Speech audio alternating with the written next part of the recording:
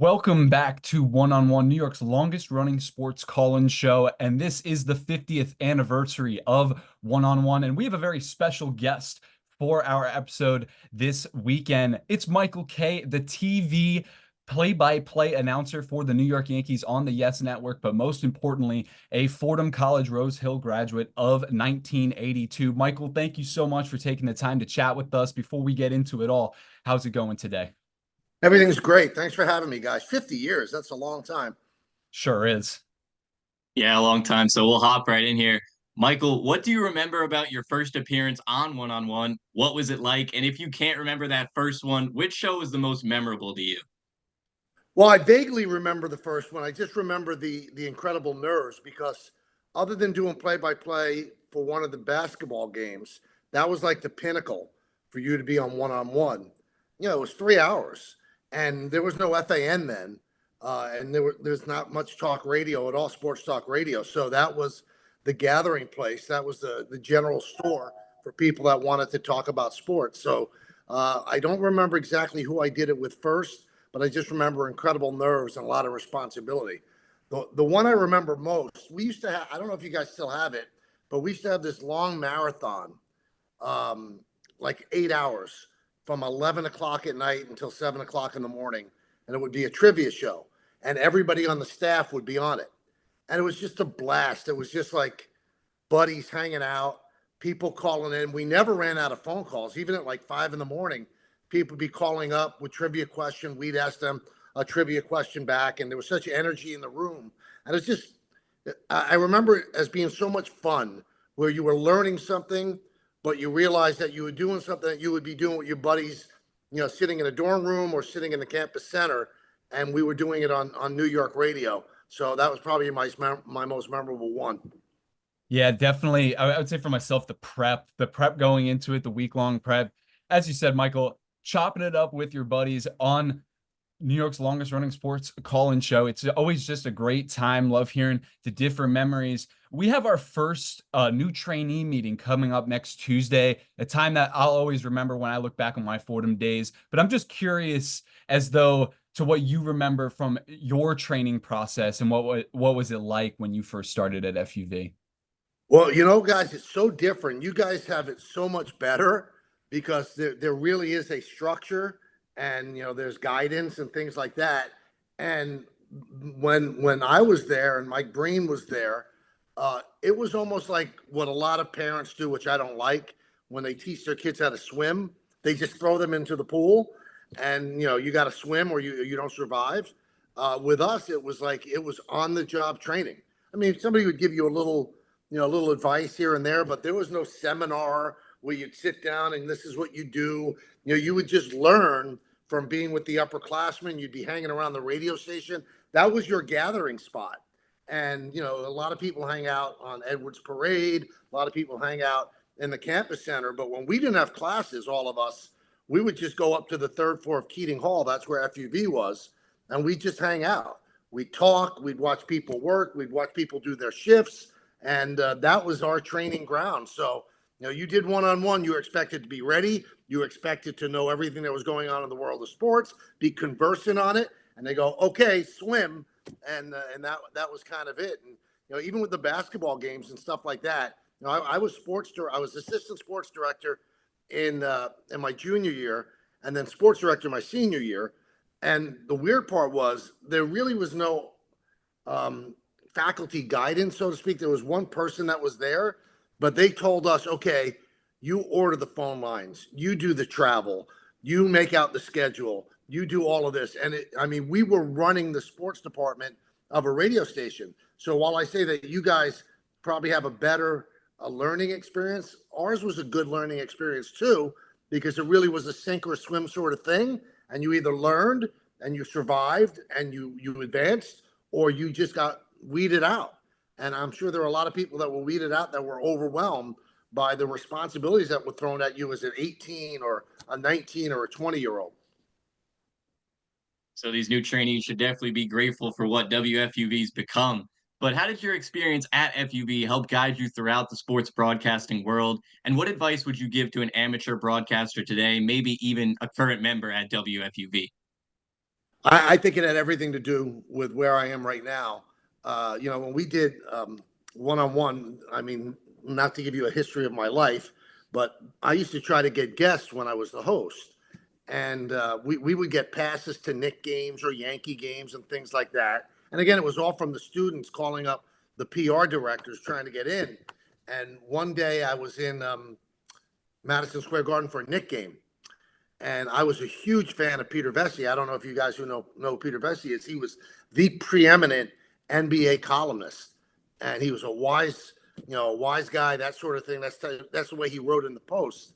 But he was the guy, and he ended up being on NBC when they first had the NBA. And I just walked up to him. I said, "Would you ever want to be on?" And I explained what the show was, and he looked at me. He says, "Do you have apple pie?" I said, "Apple pie?" He said, "If you pick me up," he lived in the south part of Manhattan, "drive me to the campus, and if you give me an apple pie, I'll do 3 hours with you." I said, "Yeah, sure." So that became a running thing where I had to get him an apple pie. So fast forward, when I was getting ready to graduate, I didn't have any job possibilities at that point, but I knew Peter, and I put in a resume at the New York Post. And it was bounced around, and I didn't get much traction. And Peter just went into the sports editor of the Post and said, "Listen, don't jerk this kid around. He's a good kid. Either tell him yes or tell him no, but don't just leave him hanging." Now, he didn't tell them to give me a job, but he said, "Take a look." And they called me in for an interview. If it wasn't for Peter Vesey, I probably don't get that interview. I got the interview. I became a clerk at the Post. I ended up writing at the Post. Got the Yankee beat at the Post. From getting the Yankee beat, I ended up getting the Yankee radio job. So on and on and on it went. So it definitely was a direct connection to my time at FUV. And although it's a college station, it taught you how to act. It taught you how to be a professional. It taught you the way to operate in the ebb and flow of the business in New York. And to this day, on Yankee games, I never say we. I never say me. Or I never call the Yankees we. And that was a rule that I had as a sports director that was passed down to me. And I used to tell everybody that was on the air, if you say we, you lose 3. Like if you refer to Fordham as we, you would lose your next 3 assignments. So it was that kind of thought process that led me to the way I act as a professional right now. So it was a direct correlation. Now, as for advice that I would give, never turn down an on-air shift. Ever, no matter what time. Don't punch clocks. You're not married. You don't have a responsibility. This is the time to work as hard as you could work, because the one thing that you can always control in life is effort. You can't control the talent that you have. Your talent is God-given. You could get better, but there's an innate talent that everybody has. But you could work harder than anybody else. And one thing I always tell people is, other than an outlier like a Bob Costas, most people are fairly comparable when it comes to talent. But when there are people in the job, and the one that works the hardest and the one's not looking at the clock to get out, that's the one that the boss is going to think of when there's a time, for somebody to get promoted. So I just think that you got to work hard. Anytime there's a shift available, put your hand up and go, "I'll do that." Just don't worry about, I'm not going to go out on a date this day. I'm not going to get to go to dinner with my buddies. I'm not going to go drinking tonight. Being on the air, getting experience, getting tape, stuff like that. That's the most important thing. Half the battle, just showing up. That's how you make it or break it. During your time at FUV, Michael, you befriended and worked alongside legendary Mike Breen. Do you and Mike ever reminisce, going back and looking at your time together at FUV? And when you look back on how far you've come in your careers, is that something that you guys routinely talk about or occasionally? You know what? Mike and I really are best friends. So he's one of my best friends in the world, if not my best friend. So we talk about it a lot. I mean, there's a story that I always tell. I used to, when I was, he was a freshman when I was a sophomore, but we hung out together. We were the same age. I had skipped a grade when I was in junior high school. And I would wear this ugly snorkel coat, those coats with the fur around the hood. And Mike would wear this disgusting reindeer sweater all the time. And we would sit in the campus center, and I would eat French fries with gravy, and he would eat whatever he was eating. And we would sit there, these two like doofuses. And he'd say, gee, I want to be the Nick announcer one day. And I'd go, I want to be the Yankee announcer one day. And I'm sure that all around the world, there are kids that talk about their dreams, and a lot of people have dreams. But boy, to have two guys that ended up being best friends whose families are friends. And I was visiting them out in the Hamptons this year. And, we talked about that very thing. And I send out pictures on Twitter. Every year we take the same picture sitting in the same place. But we have pictures dating back to our time at FUV. And it's just amazing. It's absolutely amazing that we've been so fortunate to accomplish our dreams. Again, how many people get a chance to do that? Everybody has dreams. And as I said, most people are comparable in talent. But for two guys from Fordham, one kid that grew up in Yonkers, that's Mike, and one kid who grew up in the Bronx, that's me, to live these dreams, it almost seems like a fairy tale. And we can look back on this lineage of names specifically coming up through the Yankees broadcasting ranks. A lot more have come about in the last few years or so. What does it mean to you to see names like Ryan Ruocco, Justin Shackle, Emmanuel Barbari, just to name a few, climb through the ranks of that Yankee Fordham broadcasting tree, and to see their growth as not only broadcasters, but as individuals as well? I don't want to sound corny, but I'm so proud. I mean, I don't want to say I'm like a proud father. Let's just say I'm like a proud big brother. Ryan was, my statistician on Yankee games. That's kind of where he got his start. And I just saw that spark of greatness in him that, this kid was sharp. He was going to be great. And, one day maybe he ends up, replacing me when I'm ready to call it quits on the Yankees. So who knows? But he's gone even further than the Yankees as a national presence on ESPN and ABC. I'm really proud of him. And then the work that Justin and Emmanuel have done this year, it's just extraordinary. Emmanuel's just a baby, and he's doing Yankee games, and Justin has worked really hard to get to where he's gone, and to replace a legend like John Sterling, and do it without embarrassing yourself. In fact, not skipping a beat. I think they've acquitted themselves quite well. Is a testament to them and a testament to the training that they had at Fordham as well. And let's not forget, I know that everybody at the Yes Network gets tired of me talking about Fordham and FUV, but Jack Curry is a daily, nightly presence on the pre and post game show. So I mean, there's a big Fordham contingent that's all over New York sports. We always joke, Syracuse gets all the love with the Newhouse School, which is tremendous, obviously, but Fordham could go punch for punch for them, especially in the biggest market in the world in New York.